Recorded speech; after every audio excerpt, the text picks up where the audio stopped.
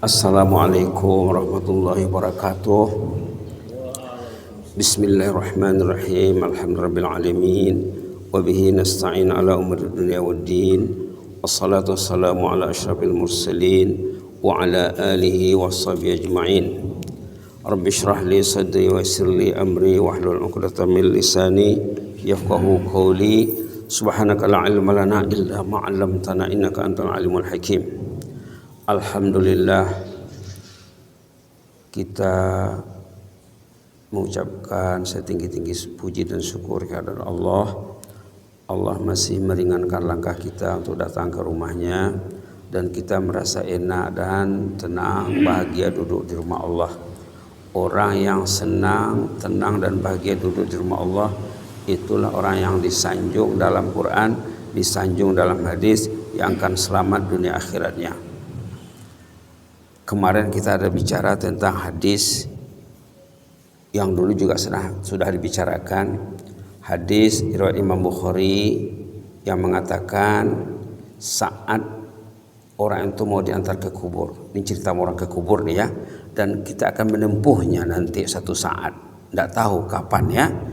Yang jelasnya dikatakan di sini wa in idza wudi'atil janazah, kalau jenazah itu sudah siap, sudah dimandikan, sudah dikafan, sudah siap untuk dibawa, fahtam ala rijal, lalu diusung oleh orang yang akan mengantarnya ke kubur.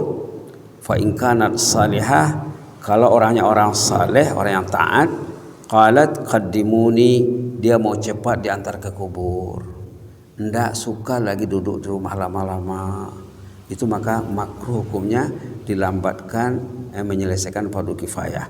Qaddimuni, cepatlah katanya. Paipas bo katanya. Qaddimuni, cepatlah. Mau cepat dia masuk ke kubur. Karena sebelum ini sudah dibicarakan juga, orang yang saleh sebelum dia meninggal, dia dihibur oleh malaikat. Malaikat membujuknya, Pak jangan takut ya, Ibu jangan takut, jangan sedih, Bapak pasti mendapat jannah.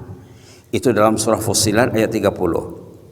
Kemudian wa in kanat ghairas salihah, kalau bukan orang yang saleh, orang yang bermasalah lah ya. Kalau bukan saleh itu orang bermasalah. Manusia ada dua saja. Manusia dua bahagi saja. Pertama orang yang saleh, yang kedua orang yang bermasalah. Kalau dia tidak saleh, dia bermasalah. Masalah dengan Allah, masalah dengan manusia. Subhanallah. Kalau dia bukan orang saleh, di sini tidak disebut ya. Kenapa? Tidak enak perkataan itu. Yang tidak saleh itu tidak enak, maka tidak disebut. Untuk memudahkan kita, kita sebut saja yang bermasalah. Yang tak ke masjid itu bermasalah. Yang tak pegang Quran itu bermasalah. Yang tak mau menambah ilmu itu bermasalah. Dikasih di ilmu. Kemarin saya waktu di Bukit Tinggi, saya mendengar tazkirah pagi subuh, saya di sana ya.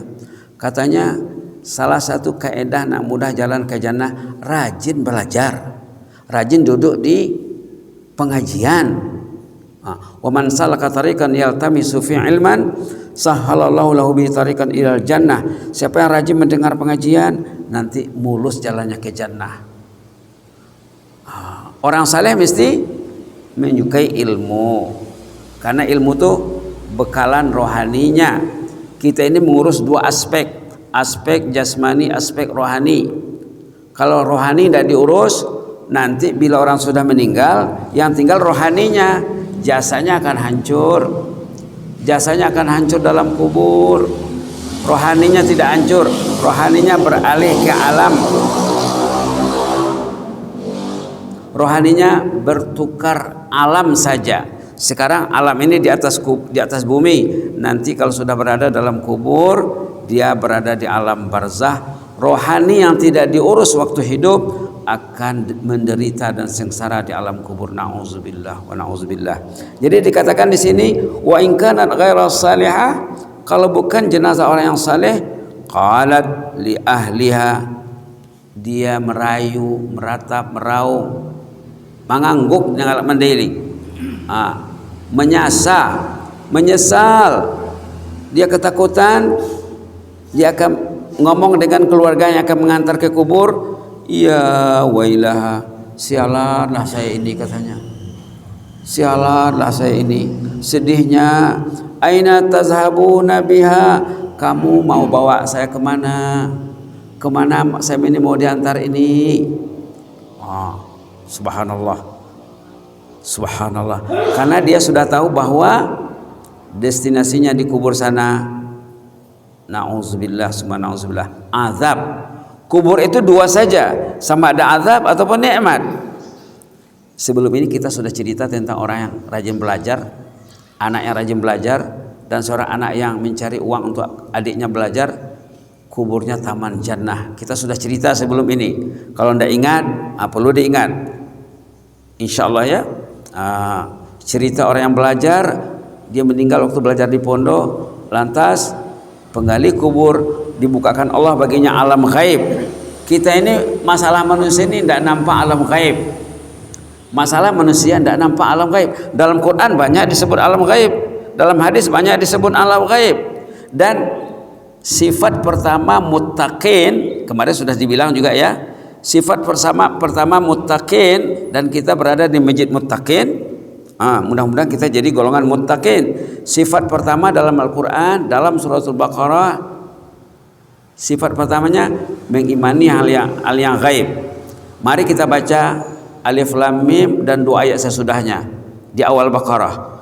Kita baca sama-sama. A'udzubillahi minasyaitonirrajim. Bismillahirrahmanirrahim. Alif Lam Mim. Dzalikal kitabu la raiba fihi hudal lil muttaqin alladzina yu'minuna bil ghaibi wa yuqimuna as-salah wa mimma razaqnahum yunfiqun. Shadaqallahul azim. Ayat pertama Alif Lam Mim. Ayat kedua dzalikal kitabu la raiba fihi hudal lil muttaqin. Inilah kitab Qur'annya. Dzalikal kitab, inilah kitabnya.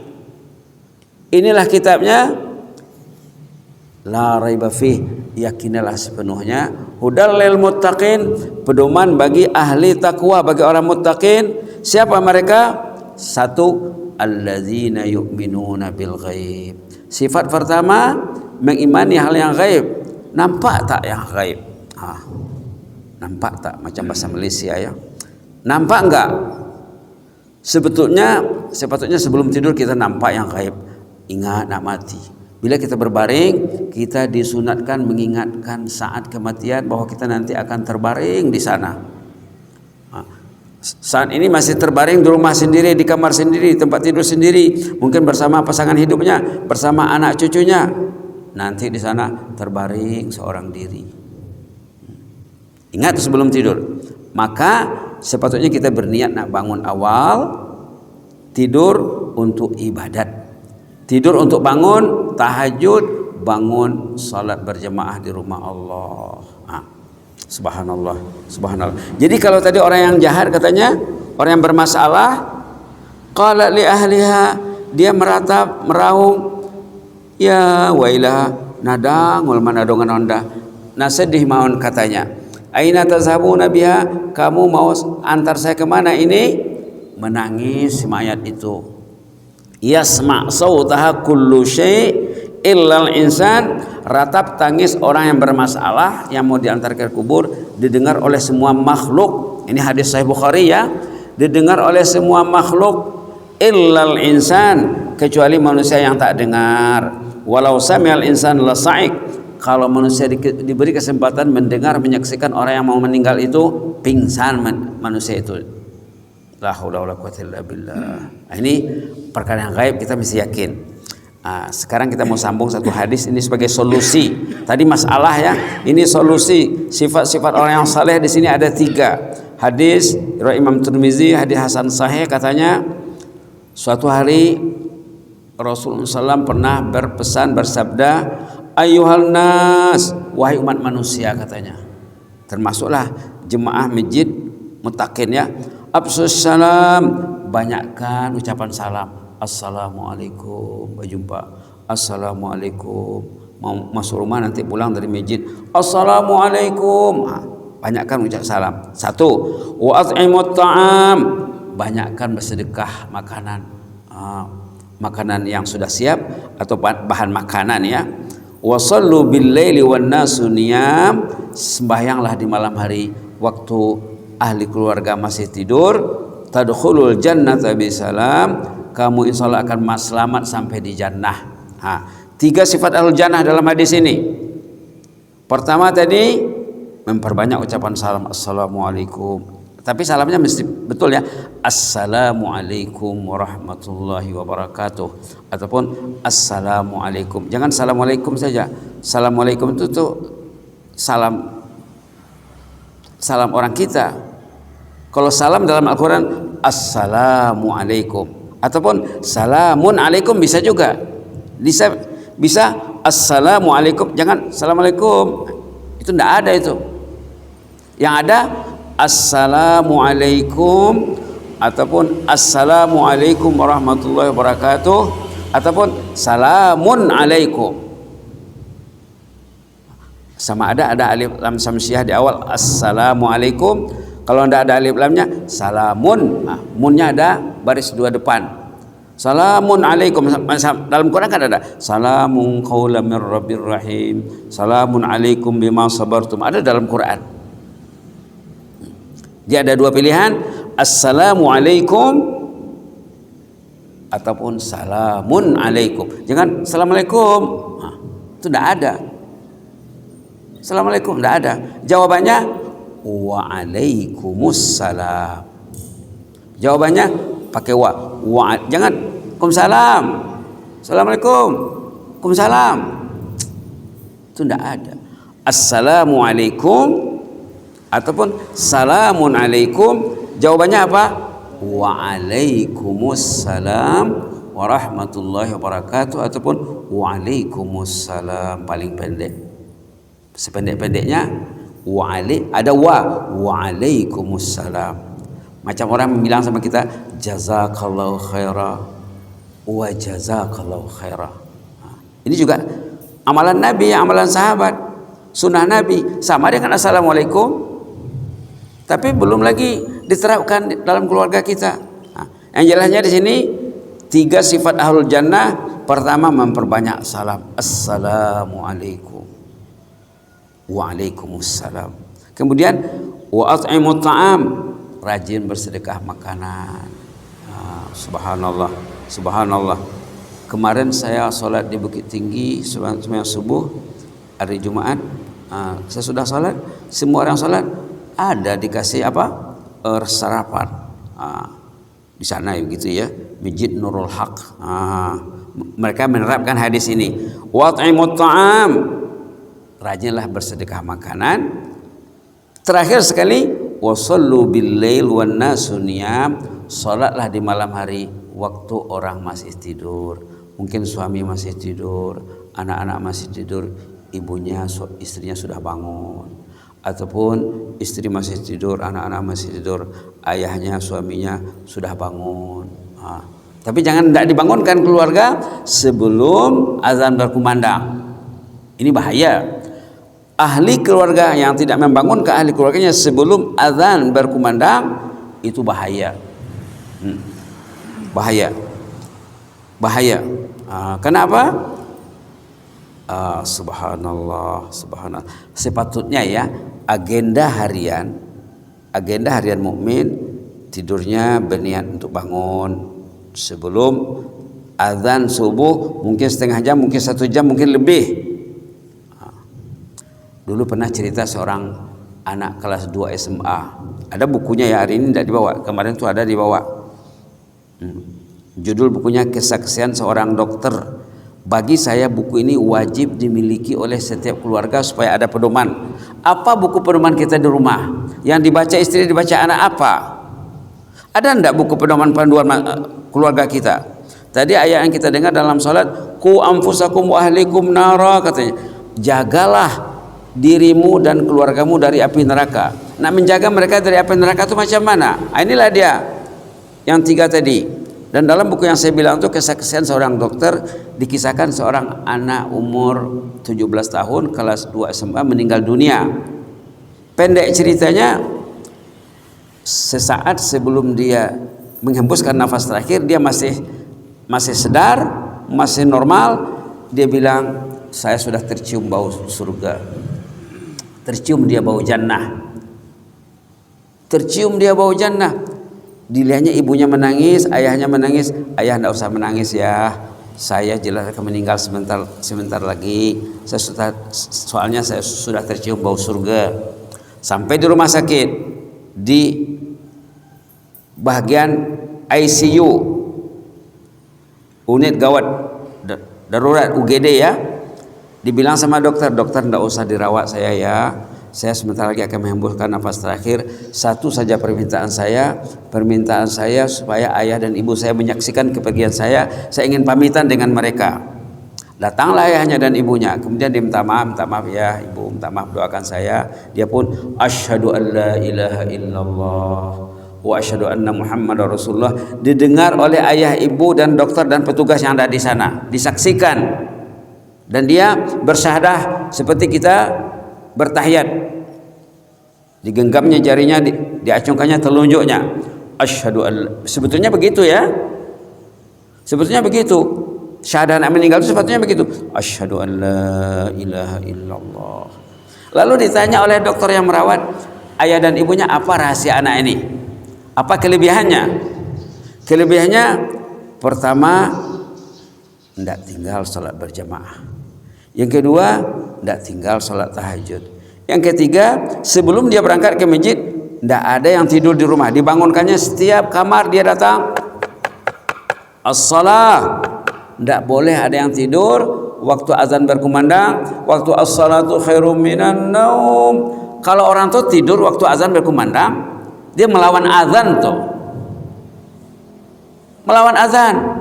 As-salatu khairum minan naum, dia tidak bangun dia, berarti baginya bagus lagi tidur katanya, melawan tuh. Nah, itu maka dikatakan di sini wasallu billail wan nasu niyam, sembahyanglah di malam hari waktu orang masih tidur, tadkhulul jannata bisalam, kamu insyaallah akan masuk jannah dengan selamat sejahtera. Jadi 3 sifatnya tadi ya. Pertama, memperbanyak ucapan salam. Ucapan salam mesti dibetulkan, assalamualaikum warahmatullah. Saya teringat waktu di Brunei dulu ya, tahun berapa ya, sebelum tahun 2000, ada orang menelepon ke rumah, assalamualaikum katanya. Assalamualaikum, salamnya salam Melayu ya, assalamualaikum. Saya jawab waalaikumsalam warahmatullahi wabarakatuh. Dia mungkin tidak pernah dengar salam seperti itu. Biasanya assalamualaikum, waalaikumsalam. Saya jawab, saya pegang gagang telepon, waalaikumsalam warahmatullahi wabarakatuh. Betulkah ini rumah Ustaz katanya? Suara macam suara Arab. Dia takut salah nomor. Ustaz kayak ini? Iya saya. Dia merasa bersalah. Assalamualaikum, waalaikumsalam warahmatullahi wabarakatuh. 3 tadi ya, 3 sifat ahlul jannah, mengucap salam sebanyak-banyaknya untuk orang yang dikenal, yang tak dikenal. Dalam hadis dikatakan tidak dikenal pun assalamualaikum warahmatullahi wabarakatuh. Kecuali kalau kita ragu orang tuh, kalau dia contohnya tak Islam, ada juga salamnya assalamu ala manittaba'al huda, untuk orang yang bukan Islam, belum bersyahadah lagi, ada juga salamnya assalamu ala manittaba'al huda. Ada dalam Quran, ada dalam Quran ya. Untuk orang Islam, assalamualaikum warahmatullahi wabarakatuh. Untuk orang yang non muslim, assalamu ala manittaba'al huda, selamat sejahtera bagi orang yang mengikut hidayah Allah. Artinya masuklah ke dalam hidayah Allah, masuk Islamlah, supaya kami mengucap salam assalamualaikum warahmatullahi wabarakatuh. Mudah-mudahan bermanfaat ya. Ada 3 sifat ahlul jannah: rajin mengucapkan salam, kemudian rajin bersedekah, dan rajin sholat malam sebelum ke masjid. Sebelum ke masjid, mudah-mudahan jadi amalan kita. Jazakumullah khairan, barakallahu fikum. Inni uhibbukum fillah. Allahumma zidna wa la tanqusna, wa akrimna wa la tuhinna, wa atina wa la tahrimna, wa asirna wa la tu'sir alaina, wa adina wa arda'na ya karim. Na'udzu biridhaka min sakhatika wa bi mu'afatika min uqubatik, wa na'udzu bika minka la nuhsi thanan 'alaika anta kama asnaita 'ala nafsik. Ya Allah, ya Tuhan kami, ya Rahman ya Rahim, ampunlah dosa kami ya Allah. Ampunlah dosa kami agar ringan bagi kami berbuat taat kepadamu ya Allah, agar kami rajin untuk salat tahajud ya Allah, agar langkah kami semakin ringan untuk datang ke rumahmu ya Allah, tangan kami semakin ringan untuk memegang kitab sucimu ya Allah. Ampunlah dosa kami, dosa ahli keluarga kami, dosa anak cucu kami, dosa saudara kami, dosa kaum kerabat kami, famili kami, sanak saudara, kaum sisolkot, kaum kahanggi, jiran tetangga dan jemaah masjid dan semua masyarakat ya Allah. Ampunlah dosa ayah dan ibu kami yang sudah meninggal, ayah dan ibu kami yang sudah terbaring di liang lahat, ampun dosanya Allah. Mak bapak kami yang terbaring di alam kubur, ampun dosa mereka ya Allah. Rahmati kami kelak waktu kami sudah terbaring di liang lahat ya Allah. Rahmati kelak saat kami sudah terbaring di di dalam kegelapan kubur yang mujibas sailin. Rabbana atina min ladunka rahmatan wa hayyi lana min amrina rasyada. Subhana rabbika rabbil izzati amma yasifun wa salamun alal mursalin walhamdulillahi rabbil alamin. Wassalamualaikum warahmatullahi wabarakatuh.